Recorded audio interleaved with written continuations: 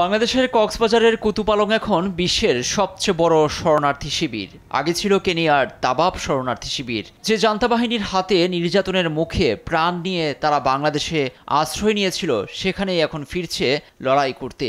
তবে এ লড়াই সরকারি বাহিনীর বিরুদ্ধে নয়, রাখাইনের সশস্ত্র গোষ্ঠী নৃতাত্ত্বিক আরাকান আর্মির বিরুদ্ধে।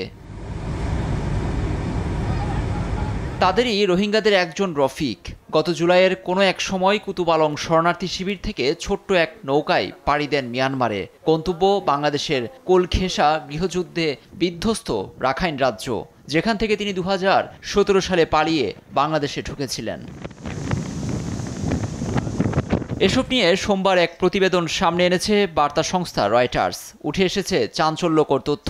কক্সবাজারের আশ্রয় শিবিরগুলোতে বসবাসরত 11 লক্ষাধিক রোহিঙ্গার মধ্যে রফিকের মতো হাজারো বিদ্রোহী এখন সক্রিয়। নানা প্রলোভন দেখিয়ে চলছে সদস্য সংগ্রহ, যে কাজটি করছে খোদ জান্তা। এক প্রশ্নে রফিক জানান, যে করেই হোক মিয়ানমারে ফিরতে হবে, সামনে আর পথ খোলা নেই।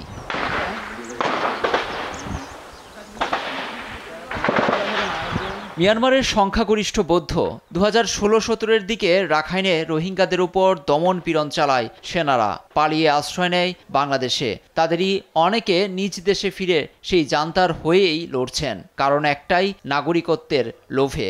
এমনটাই দাবি করছেন রোহিঙ্গারাই। যদিও মিয়ানমারের জান্তা বিবৃতিতে দাবি করেছে তারা কোনো রোহিঙ্গা মুসলিমকে বাধ্যতামূলক সেনাবাহিনীতে নিয়োগ দেয়নি, তবে মুসলিম বাসিন্দারা সুরক্ষা চেয়েছিলেন, সে অর্থেই তাদের গ্রাম ও অঞ্চল রক্ষায় সামরিক প্রশিক্ষণ দেওয়া হয়েছে মাত্র।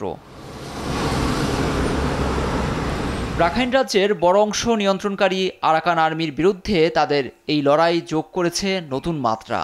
রোহিঙ্গাদের নিয়ে কাজ করা এক সহায়তা সংস্থা গেল জুনে এক প্রতিবেদন প্রকাশ করে। ওই প্রতিবেদনে এসেছে, মার্চ থেকে মে পর্যন্ত ক্যাম্প থেকে প্রায় 2000-এর মতো রোহিঙ্গাকে আর্থিক প্রলোভন, মিথ্যা প্রতিশ্রুতি, হুমকি ও জোরপূর্বকভাবে জান্তার হয়ে যুদ্ধের জন্য নিয়োগ দেওয়া হয়। এমনকি 13 বছরের কয়েকজন শিশুকেও যুদ্ধে জড়িয়েছে জান্তা।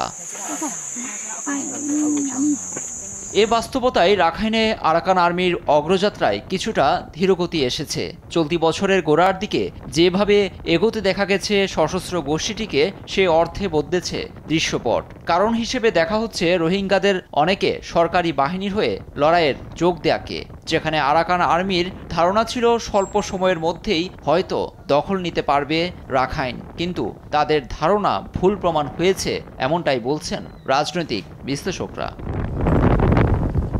লুৎফর কবির, নিউজ ডেস্ক, দেশ টিভি।